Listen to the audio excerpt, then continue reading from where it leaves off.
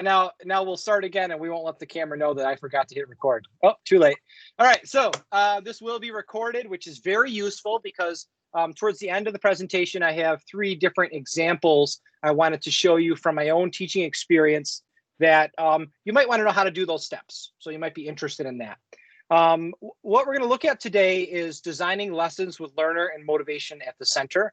And it's based on my work. I have a PhD in instructional design, development, and evaluation.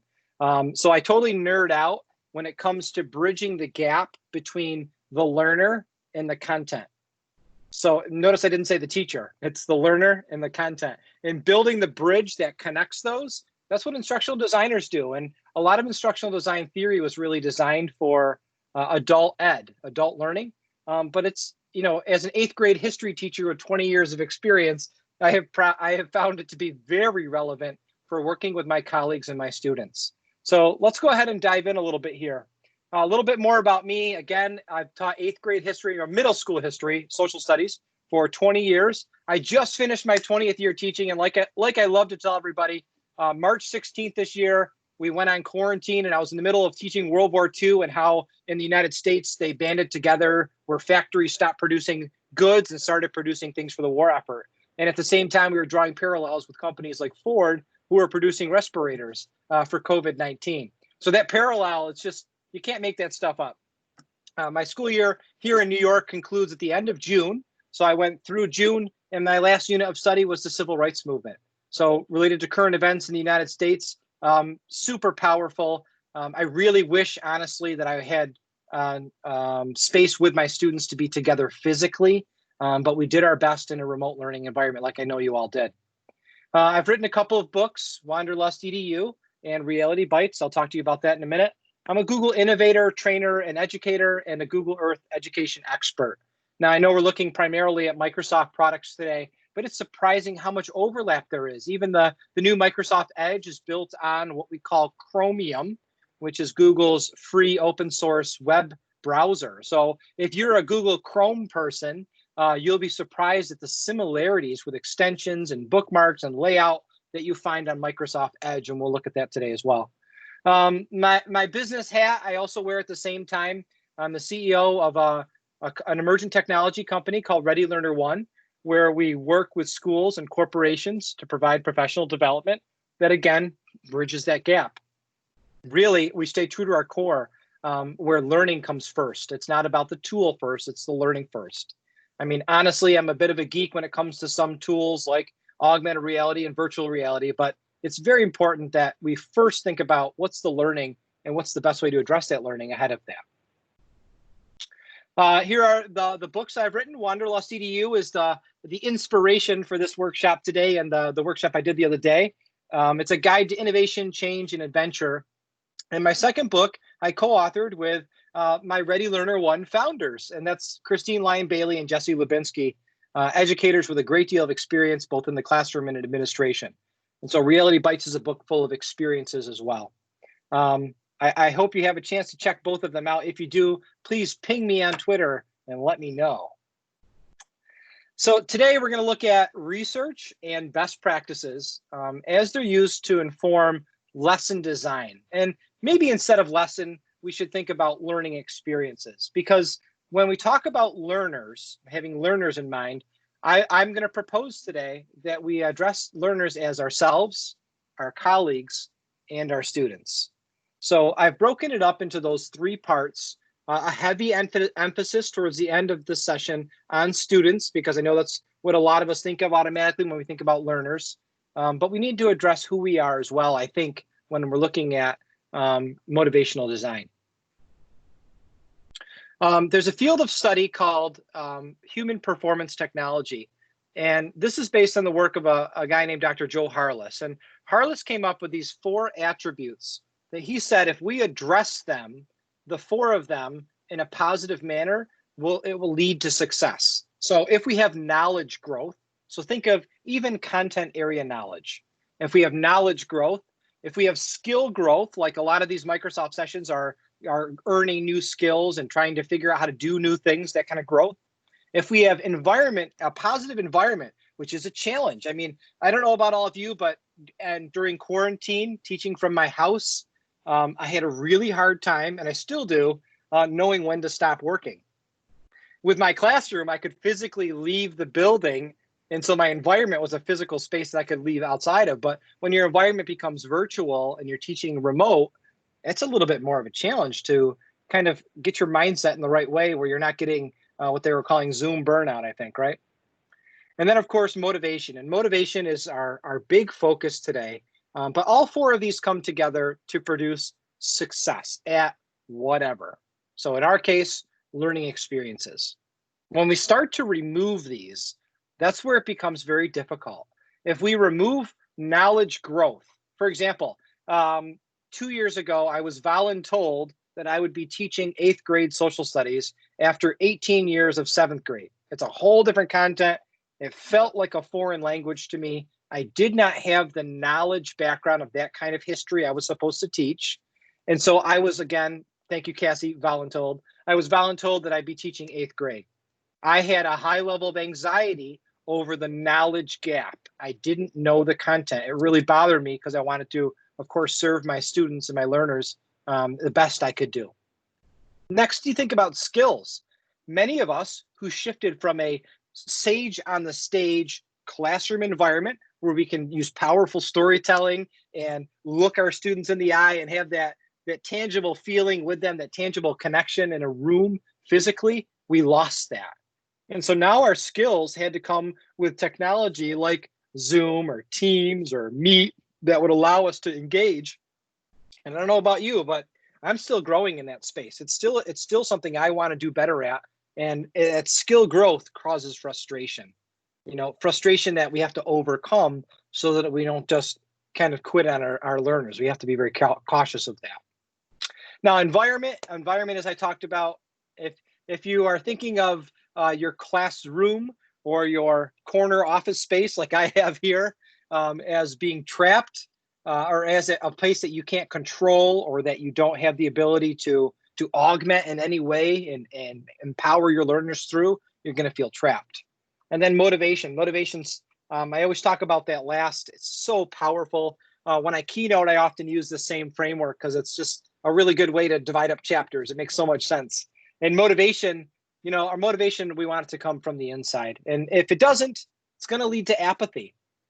I think of intrinsic and extrinsic motivation as related to these travel concepts. I use the phrase wanderlust, which means the love of travel, the love of the journey, as juxtaposed to a peak bagger. So when I was younger and lighter, I used to travel or hike the mountains of New York State, and I would check a box every time I'd climb one so that I could get this checklist completed as an achievement. That would be what I call a peak bagger in the hiking world. In motivational design, you would call that an extrinsic motivation. It's that social reward. It's the hand clap. It's other people telling you did well. It's a paycheck. It's health insurance. It's vacation time. Those are all extrinsic.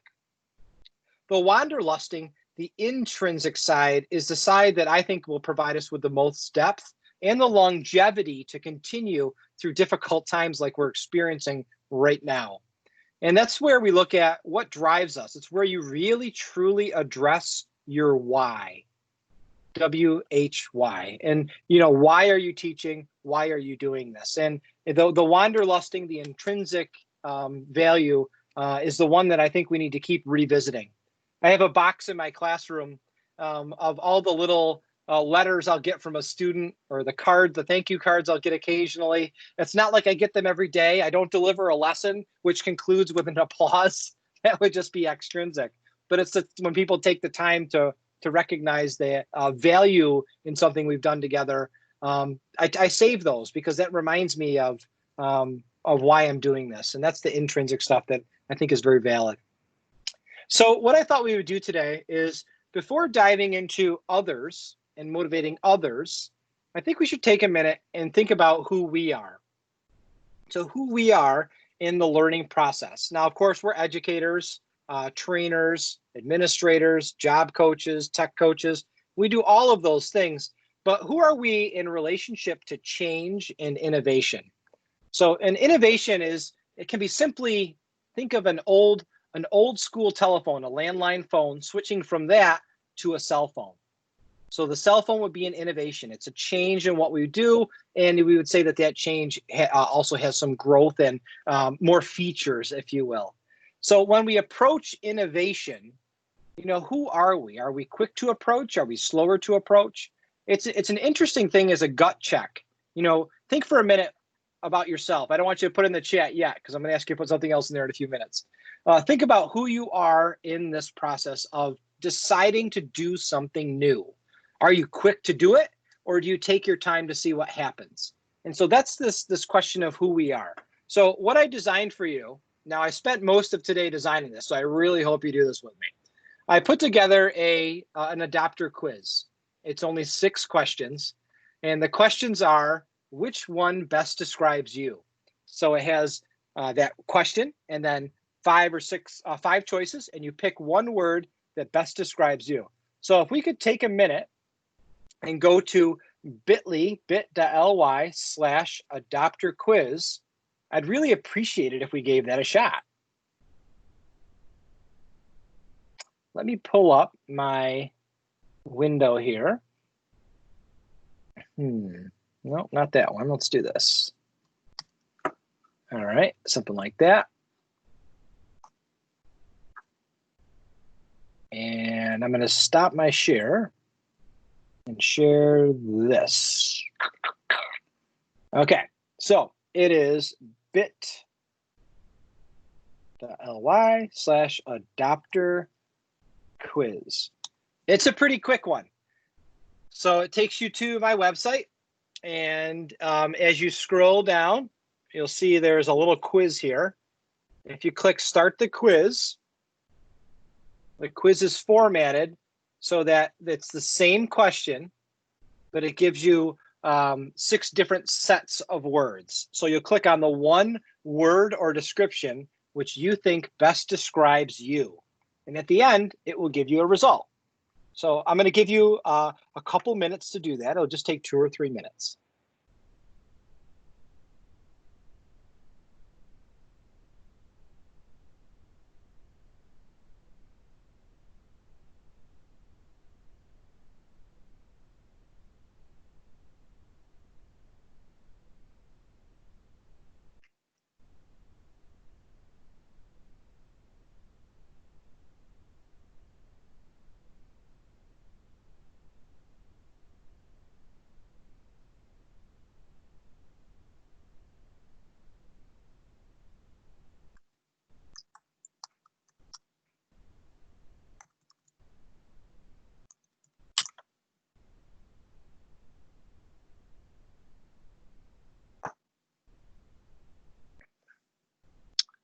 All right, Terry's in already with an early adopter. Thank you. Go ahead and drop yours in there when it pops up.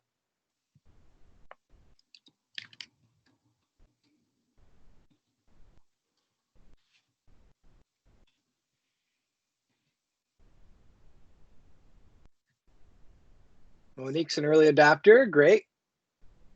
Isn't this exciting? Don't you love surveys? I just want to know what I'm diagnosed as. What does this diagnosis mean? Well, what I should have done is I should have done it as the Harry Potter houses and as code names. Slytherin or Gryffindor, right? A lot of early adopters. No surprise. Not surprised. That's good. Yep. We'll give everybody a couple more minutes, and then we'll take a look at what that means together.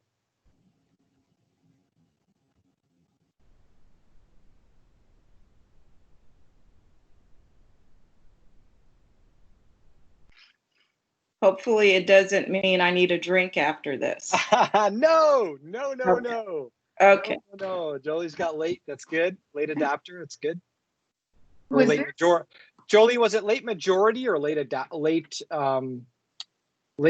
or late majority? Late majority. Okay. It's fine. This is judgment free. Judgment free, everybody. I'll explain So why. you don't have definitions of what a risk take, well, I know what a risk taker is, but what a logical calculating, what are those based on, like little blurbs about them? Or just Yeah. guessing? So not so much. No, it's just it's supposed to be a gut reaction. You know, which one of these words do you think pops out to you? Hmm.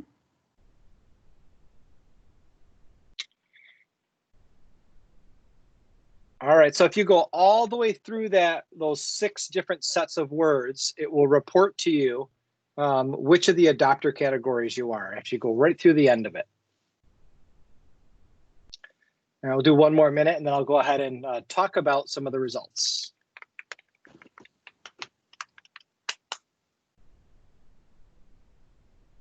So again, this is a focus on who we are as individuals. And I think that's really important when we start to work with others, including colleagues and students. So let's go ahead and take a look at the results.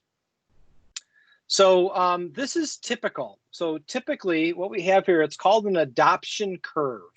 So notice the word adoption is used rather than the word integrate. So with innovation, we often talk about technology as a synonym for the word innovation. And I think even in my book, I use that as a synonym because it's very tangible to think of something like a smartphone as an innovation, right? So when we approach an innovation, how quick are we to make that innovation ours? And so you have innovators, which make up about 2.5%, early adopters, then you see this big middle here, you've got early majority and late majority, and then the last group, laggards. And so this is based on the work of Dr. Everett Rogers, and it's called diffusion of innovation. So how does innovation get spread out into society? Which is really, really interesting. And the early adopter category, this is the category of change makers. So this is really, really interesting. Now, I'm going to pull up a couple of slides that have a lot of text on it to explain these, and then we'll go back. So again, this is us just trying to think about who we are. So for an innovator, I chose the words risk taker, dynamic, take action, etc. And so an innovator is somebody who will take a step before others. Sometimes it's a leap first and ask questions later approach. An innovator is somebody who, maybe we all know an innovator, maybe we identify with ourselves as an innovator. We're willing to try something but without knowing all the details, or maybe we're a little more cautious. An innovator is somebody who does that a little bit ahead of time. Now, society uses the word innovator in a very positive manner. You know, you have something like the Google Innovator Academy, somebody who goes out ahead. But when it comes to adopting new programs and new tools for schools, we want to just know who the innovators are. And if we don't feel like we want to go out first, we watch them to see how they do. Right after on the bell curve, again, I'm not categorizing these as this one's good and this one's bad necessarily, but right after the innovator, we have the early adopter. The early adopter is someone who is willing to go with the first group of people, but they want to do a more measured approach to trying something, a little bit of a better understanding. This is related to early majority. Early majority is where we start to have more people joining. I'll give you a very tangible example in a moment. An early majority starts to, once they see the success of the early adopter, they start to latch on. Late majority, as you guessed, comes right after them. They see the early majority success. They feel there's a very good chance that they try this new thing, that it's been tested and they will be okay.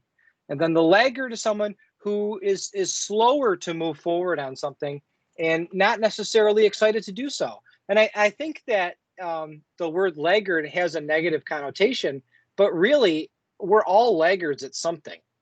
There's got to be something that society is excited about and you're just plain not excited about. There's got to be some new gimmicky toy or some new piece of technology that, even though you consider yourself innovative, that one thing you're just not excited about it. It's like Facebook. I was slow to get on Facebook. I didn't do it right away. I was doing some research on mobile learning for my dissertation, so I hopped onto Facebook and Twitter. I was slow to do it, not as fast as others. And so that's something to think about with laggard. We think of that as a negative term, but it's really not, because laggards, I think they push back. Here we see society pushing this person here. Laggards push back at society and say, why are you doing this? So it's a very valid to have this, to understand this whole group of people. But if we're working with our colleagues, so think about colleagues, if we're working with our colleagues and we want to help promote positive change it's really good to know who we are and who our colleagues are. And this is how you use it. This is going to seem a little weird, but the early majority is not going to look at the innovator to inform their decision. It's really important to think of it that way. The early majority is going to look at the early adopter to inform their decision, because the early majority and the late majority sees this group right here as someone they can identify with, someone who teaches like me. If you think of a colleague in an instructional setting, they teach like me, they have similar students, they have similar devices, they try things like I try things, and there's someone that you can identify with. And maybe that's you. This person is going to be your change agent. And I noticed in the thread there, a majority of people here are early adopters. That these are the people that your colleagues will look to when it comes to trying something new. Makes a whole lot of sense. Innovators, is as cool as that sounds, they don't always have a following. It takes some time. An innovator might have a crazy idea, but we'll see in a second with a little video I'll share with you. The crazy idea of the innovator doesn't get legitimized unless early adopters pick it up. And that's a really big deal. So think about trying new things at school, new technologies for remote learning. You know, who's going to test it out, who's going to validate it, and then who's going to adopt it. So there was a TED Talk by a gentleman named Eric Sievers, and the TED Talk is called The First Follower. And the First Follower TED Talk, this is the 2-minute video that Eric shared. The First Follower TED Talk goes right through these adopter categories without even really speaking about it. So let me go ahead and put that on for you.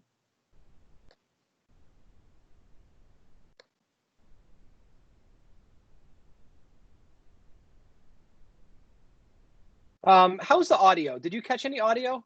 It's okay if you didn't, but I wanted to check. Can someone tell me in the chat if the audio played? No audio, Micah. Thank you. I've been having a little bit of a sticking issue with that, but that's okay. So let's take a look at this, and I'm going to go through it with you. The audio is really not super necessary. Okay, so you see you're at some kind of fish concert or something outside. You've got this guy here who's dancing. No one is dancing with him. He's your innovator. His dancing gets legitimized by an early adopter. So here's this guy in a green shirt. He starts to crazy dance just like the innovator who doesn't have a shirt on. So the early adopter is the one who you just noticed waves to his friends. So he has what you might call a following. The guy without the shirt on, he's the innovator. Pretty wild, huh? So the innovator here, again, keeps dancing. The early adopter has joined him, but it's this early adopter who, again, legitimizes a movement. And now we have a new person. So this new person in the black shirt has not followed the shirtless guy. He's followed the guy in the green shirt. So this is an exciting dance they have going on here. There's probably some other variables in place that are causing them to dance this way, but we're not going to get into those. Now we have our early majority. They're like, oh, something's happening. A few friends join later. That's the late majority. Then we have some people who are sitting on the ground asking themselves about the sanity of the others. These are going to be our laggards. So the movement is started by someone who thinks way out of the box, like an innovator, but it doesn't get legitimized until the second person comes. And that's what this video and this TED Talk refers to as the rule of the first follower. So the first follower goes, or excuse me, first follower goes after, in our case, the innovator. It's kind of a neat way to think about causing a movement and what motivates people to promote change and to follow change as it's brought into schools in particular. And again, it starts with this one innovator out there. People are looking at him like, what's wrong with this person? And then somebody joins him. And that first follower, that is an early adopter. So when we think about this chart, the early adopter is the legitimizer of movement and change. And so being an early adopter is really good for knowing yourself as an early adopter or not is really important. If you're a school leader and you have I don't want to use the word agenda. If you have a program that you want to use that you believe is going to be positive, it's going to be difficult if you go right to a laggard and say, hey, what do you think about this program? Can you help me with it? Because you already know they're slow to adopt. If you go to an innovator or an early adopter, those are people that you can prototype and test with. And those are the people that you can start a grassroots movement with when you think really diligently about who we are and where we sit. Now, the quiz that you took, the adopter quiz, if you were to put different variables in place, if I said, what is your, which best describes you when thinking about, matcha lattes? Maybe you don't like matcha lattes, so you're going to be a laggard. Maybe you love them. Maybe you're the innovator in that space. So you could plug in a program and innovation and potentially get slightly different results. So again, the first follower rule and adoption. Now I wanted to get to some practical applications of motivational design, looking at a model of motivation called the ARCS model. And the ARCS model was from Dr. John Keller, and it stands for A for attention, R for relevance, C for confidence, and S for satisfaction. Now, I've used the ARCS model in several different ways. I've used it to design professional development opportunities that I deliver, and I've used it to design a daily lesson. So when I'm being observed by my administrator, I shocked my administrator one time when I gave him the ARCS model as a framework for my lesson plan. He wasn't quite ready for that. And I had to explain, well, it's all about motivation and engaging my learners. So it was kind of cool. I'm glad they accepted it at that point. So the ARCS model, again, attention is kind of like your hook. You're arousing curiosity and interest. Then you're connecting that to something relevant for our learners, our learning audience. Again, colleagues or students. Confidence is where we scaffold the steps, we explain the process, or if we're in Canada, the process, and we ask our students to then engage in a task that we believe they can achieve. And satisfaction is their achievement of the process. It may not be that they have an exemplar product at the end, but they're able to work through this. It is an attainable goal. And so the ARCS model, I'm going to go through it in a little bit more detail, is really powerful for thinking about learning experience design. For attention, we're looking at, again, curiosity. We stimulate perception, surprise, novelty. I'll give you some examples. We have an engagement with puzzles, problems, kind of like doing our adopter quiz, right? To try to pique your interest, I hope. And then variety. So sometimes we might have students have different ways of doing things instead of having one deliverable at the end. So I have some examples in here as well. The videos that we use, the questions used, we propose to students, the methods that we give, those can all be done through the lens of gaining attention towards a task. Talking to students about a topic that you think will excite them in a way that will excite them. It's in the deliverable. Relevance, for relevance, this is how we connect it to both content and our learner experience. So of course, I have, as a history teacher, I have my course objectives, which are relevant for me, and I hope relevant for my students, but I want to connect it to their life experience.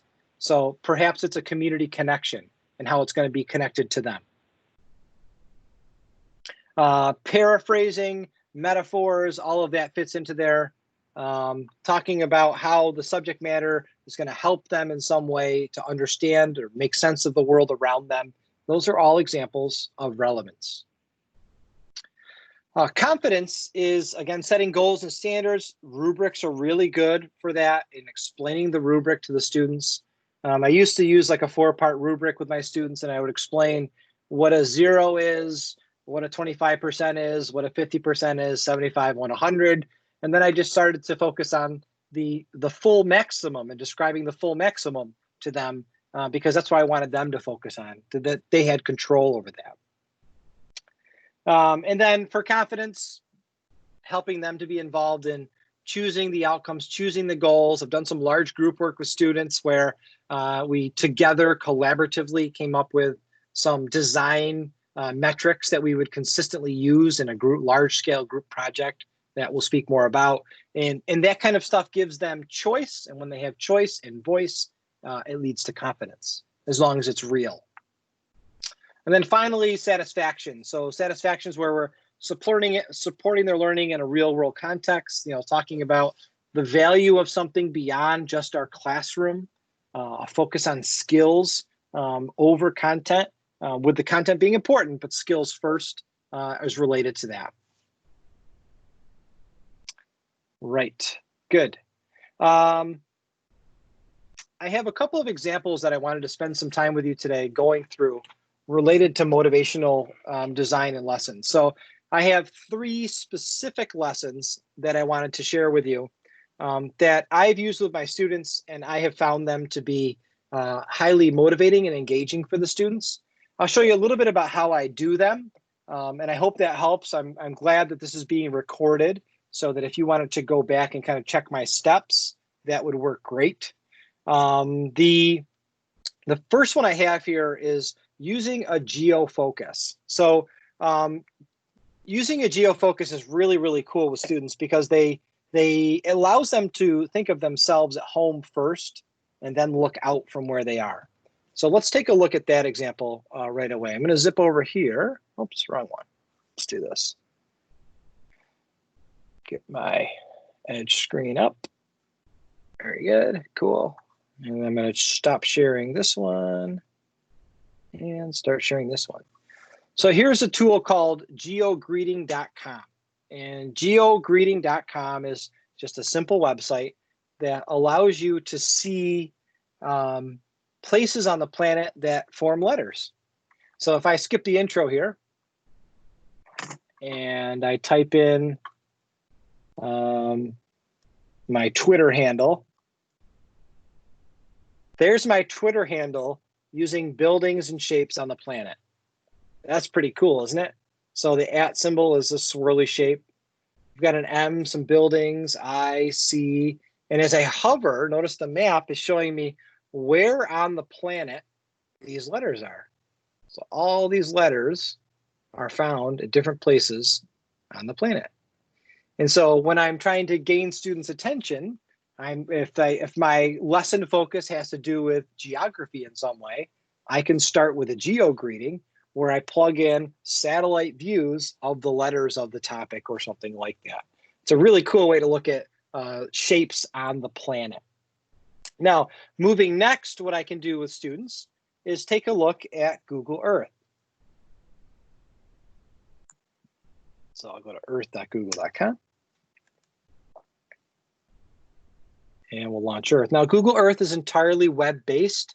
2 years ago, it was moved from a downloadable Google Earth Pro program to a completely web platform, largely because of Chromebooks and web-based browsers in schools.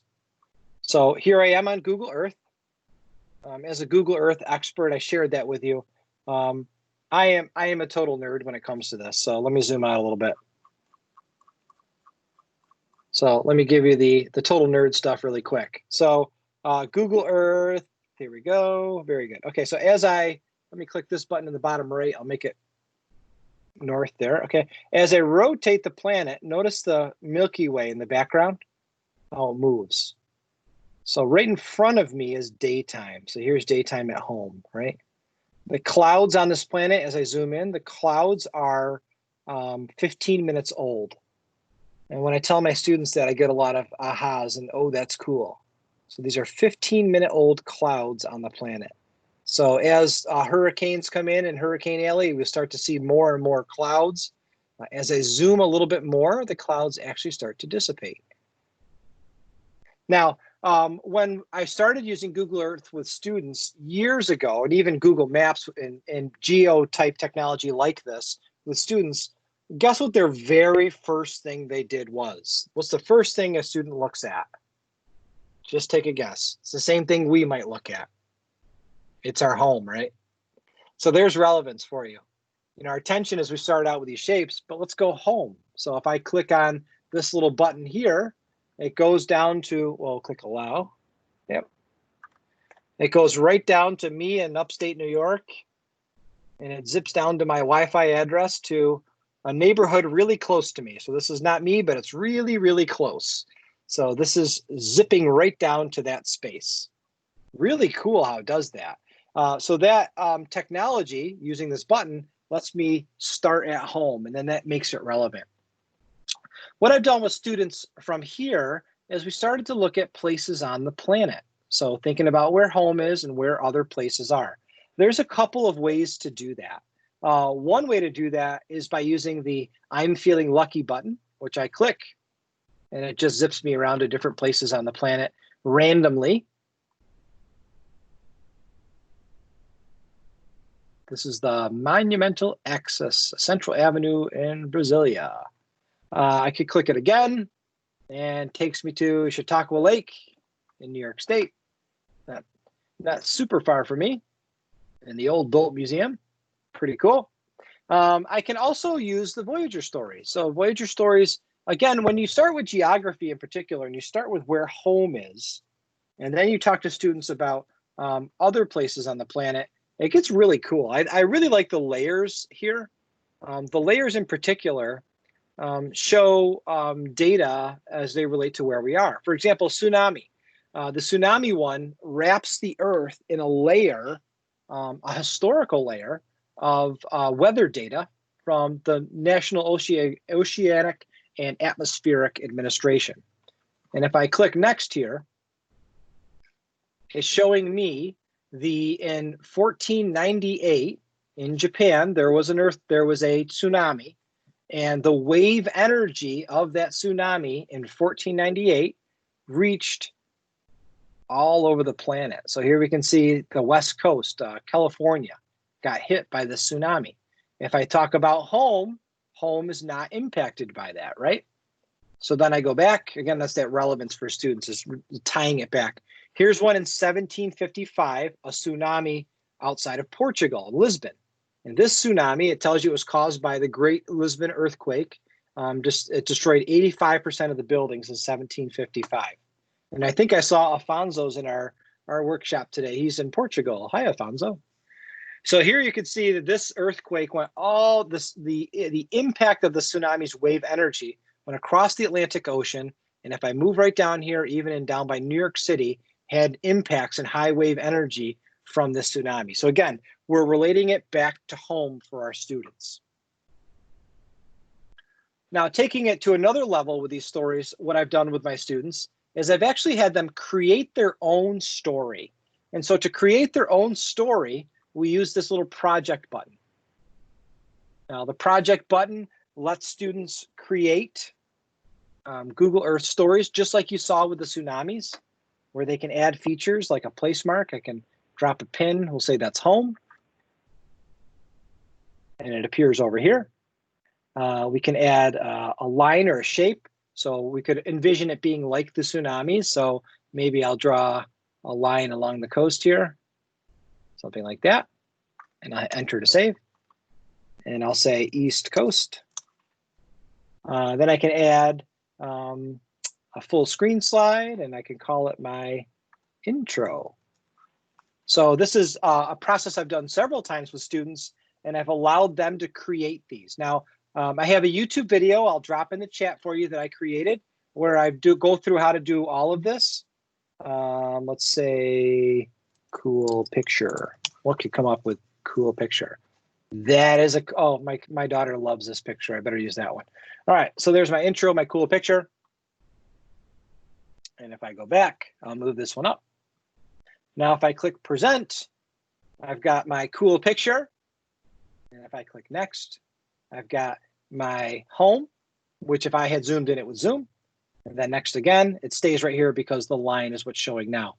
So this is basically a way for students to create these YouTube videos. Now, let me go ahead and pull up my YouTube video for you. I added it in the PowerPoint.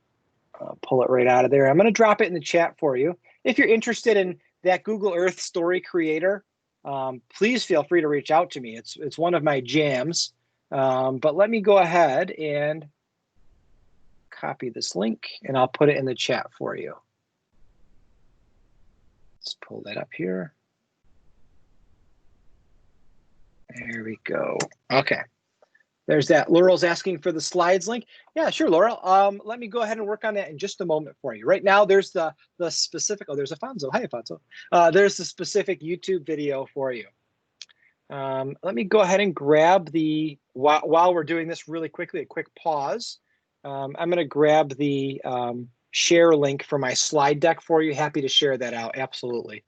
Let's pull this up. Anyone with the link can. We'll do allow viewing and apply and copy. Great, cool. Excellent. So here are my slides. Enjoy. Any trouble with those, please reach out to me. I know we're still together for a little bit longer, but while I'm here, let me just put my email address in here and my Twitter handle. Twitter seems to be the best place. If you want to DM me on Twitter, that's a good spot. So there you go, Laurel. There's all that. Enjoy. All right. So the next item I had that I wanted to share with you, we'll just stay right here in this window. It'll be a little cleaner for us. So that's the idea with using a geo focus. And so teacher feedback, this is like a coaching model, helping students with features. I often provide that YouTube video I just gave you, I give to my students. And I'm surprised at how much they like that. Even if I'm standing right there in the room, they like to have that video and rewind it. And that way, the students who need help, they can rewind it and help themselves a little bit. Or I'm there if they would like some more support from me. So that's a really cool tool to record like screencast like we're doing right now in Teams. I mean, you could open up a Teams and record one just like I'm doing and save it at the end. And give that to students almost in a flipped classroom way that allows you to spend your time with them coaching, especially where need is, and enriching, than just focusing on basic, which they could watch themselves in many cases. So I really like that model. The next one I wanted to share with you, and I'm going to do this one quicker because I want to devote some time to the last one, is telling a missing story. Now, brainpop.com, I don't know if you've heard of BrainPop. Where I live, we love BrainPop. It's a really great tool.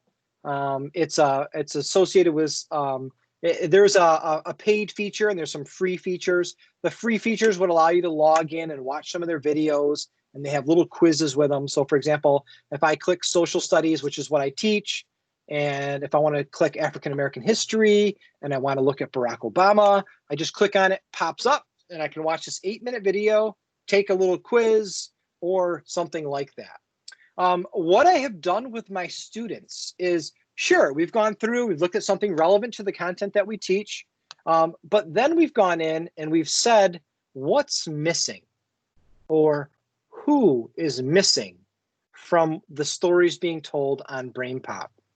And this is kind of a neat thing to do because BrainPop has got a lot of really cool resources on there, but sometimes BrainPop is missing something.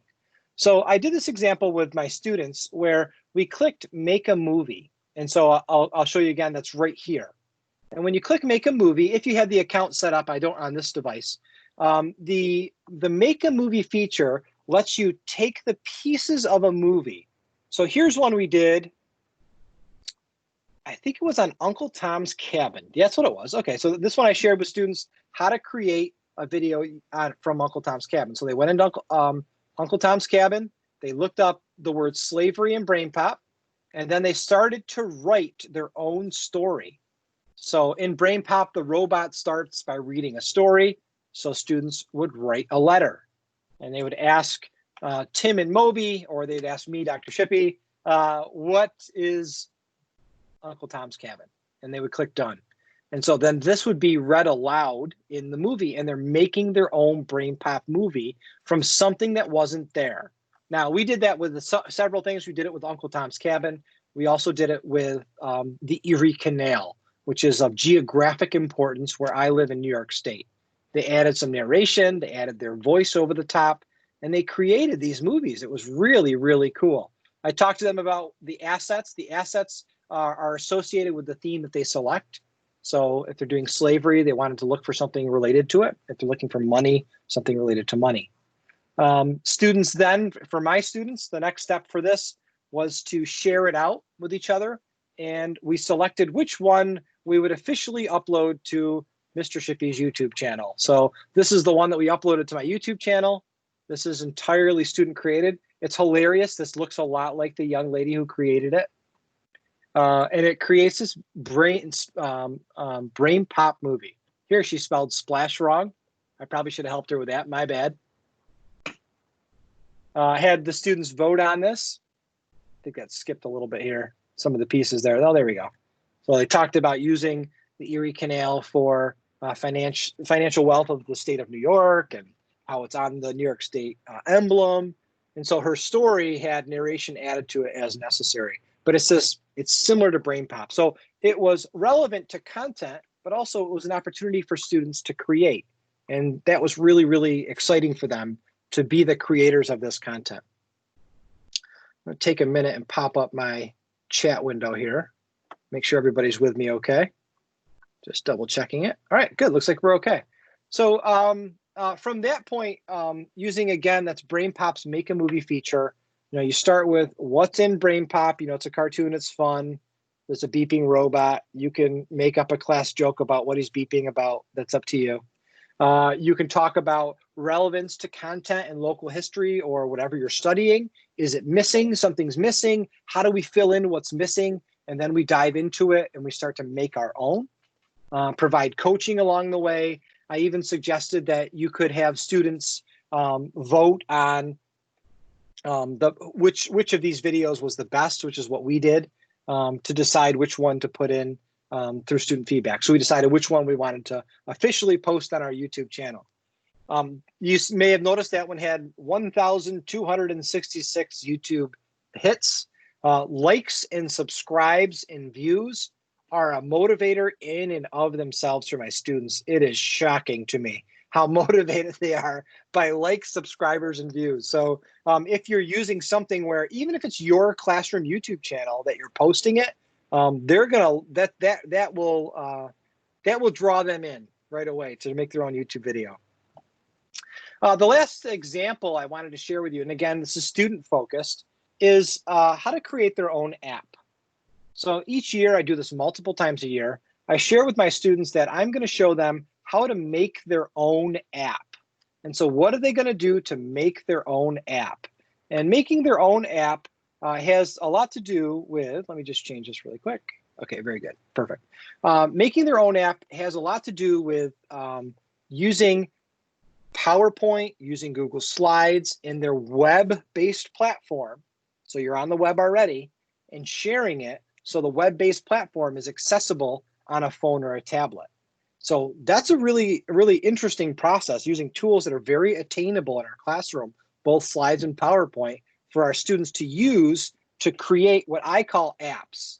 So let me show you the app design process that I used with my students in particular. It is on my blog post. I did post this. Let me close these other ones here. I did post this, so you'll notice it's this link here and the link below it. These two links will send you to the website where there's how-to steps. Okay, let's pull that up over here. Let's do this, do this. Let me just slide that over here like this. Excellent. Okay, so here we have my YouTube, my WordPress channel webpage, and with my students, I in one example did a lesson on Ellis Island. So in the United States, over 100 years ago, Ellis Island in New York City was the primary entry point on the East Coast for immigration. So I talked to my students about the job of the immigrant, immigration inspection officer. So this is the federal government employee who is bringing people or helping people to come into the country. So we did a whole project about learning up to that step. We focused on immigration from a content perspective, why Ellis Island was relevant. We used Mission US. If you haven't looked at Mission US and you teach a world history or a US history course, I would highly suggest looking at Mission US. It's a free website made through public funding that gives you access to, they're basically games or simulations that will allow you to go through a story of a young adult through a significant time period in history. For example, there's one here called For Crown or Colony.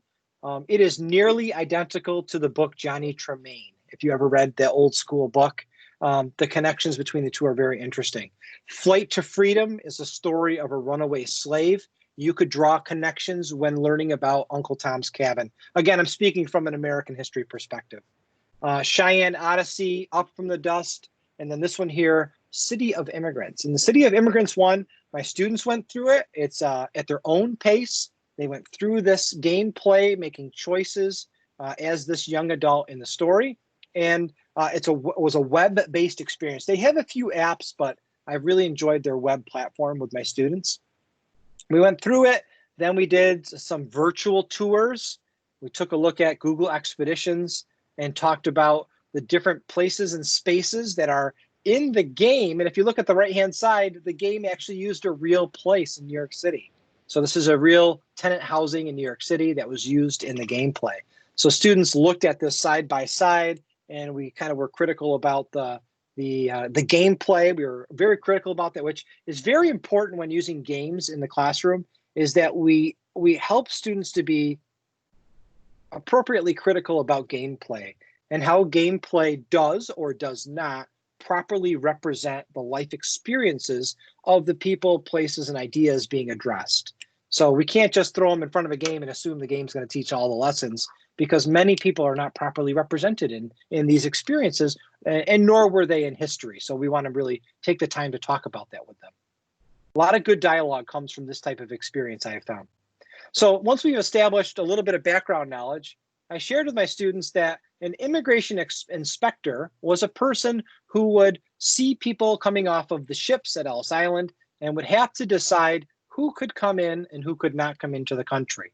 And of course, there are current events related to immigration in every country. And so this, of course, brought up more topics and more conversation about current events, which, again, if we can inspire that kind of productive dialogue in our classrooms, that's excellent. So here I started with this problem. I said in 1907, more than 1 million people arrived in Ellis Island.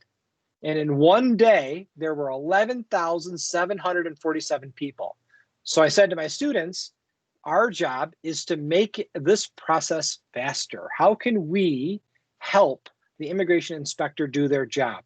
Now, we weren't going to design how to make them morally correct, because that was a classroom conversation. We were going to design how to speed up with the protocols that they were given. So we inspected their protocols, and I had students create choice trees. So students created choice trees that looked a little bit like this. Let me zoom in a tad for you. This is one that I created. The first year I did this, I had them create these using Lucid Charts, which had a free choice tree application. The second year, I decided to give them this and have them designed from it, only because of time. It took a long time just to design these charts. So here's this process. Now, I told my students, and immigration inspectors would have a piece of paper and they have to check off these choices.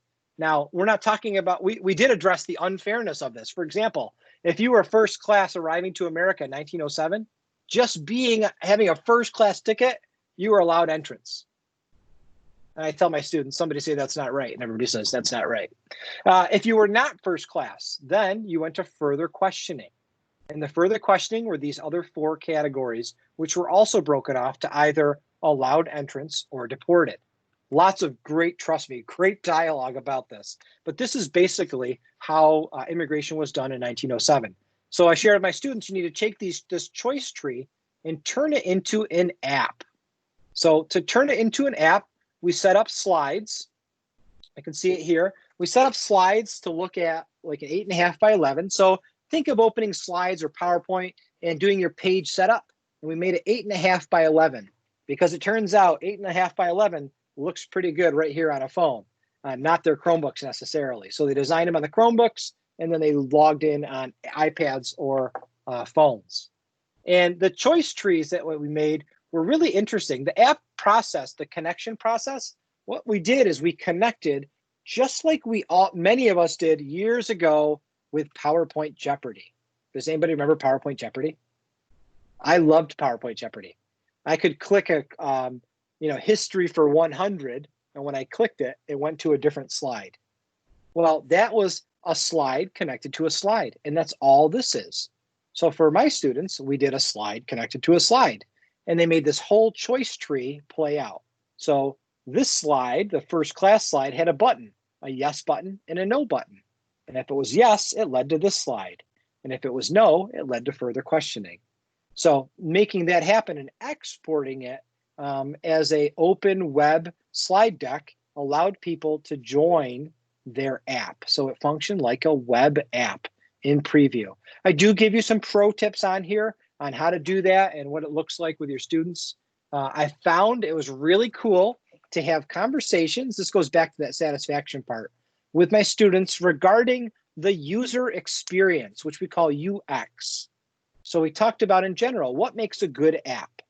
What makes this app a good app? What could be improved? And so we came up with these protocols of discussion that you see here, where students would address or go through other people's, as users, apps, and then give them feedback to go back and correct. And since our design was done, or development was done in slideshows, it was easy for them to go back and correct what they had created. And again, the hook for that was, hey, we're going to create an app. So this can be done again with Google Slides and PowerPoint. It's a really cool process to do with students. I go through the entire lesson here for you on this slide deck. Please, or on this link, please feel free to check it out. And that is right here on DIY apps. So new tech, the idea of creating an app, that gives students attention, that piques it. You're going to make an app. And now you're going to make an app related to a topic of current events and history, what we're talking about in class. Then the confidence, it's just on a slideshow. You know how to make a slideshow. And so we build off of that with the students and then tweak it to make it a little bit geekier for it to be launched as an app, as you can find on that WordPress site. For today, I just want to make sure I give proper direction to where my resources came from. Dr. John Keller is the author of the ARCS model. There's some of his resources there. Everett Rogers wrote The Diffusion of Innovation. That's that bell curve that we looked at. It's where we get all those phrases from. And then my book, WanderlustEDU, has even more information regarding that. I want to make sure that you all have a way to get a hold of me if you need any help. And if you want to try any of these things out and share with me, I would love to see what you do. It's the beauty of our profession is the sharing and the iteration off of what somebody else is doing and improving it. I would love to see what you do. A lot of these things that I've done with my students come out of thinking about motivation, out of necessity, out of being voluntold that I will be trying something new. And so here we go, trying something new. So we're all out of time. I really appreciate you all coming today. I do have office hours on Friday. I'll post those times. So if you wanted some support with how to do any of these things, check back with me on Friday during office hours and we can walk through them either individually or in a small group. That's it. Thanks, everybody. Bye, Miriam. Don't get too wet. All righty. See you in office hours. I think you're muted, Monique. Oh, am I? What about now? There you are. No, I had my volume turned down. Sorry. No problem. No problem. I'll catch you on your next, I guess, your office hours. Sure. Yeah, I'll be in Friday for office hours. You know, come with some thoughts and we'll work on them together. I will. Awesome. My wheels are turning. So, all right. That's what I'm here for. Bye-bye. Bye-bye. Bye, Afonso. Bye, Terry. Thank you. Afonso, thank you for the Portugal video. It was great.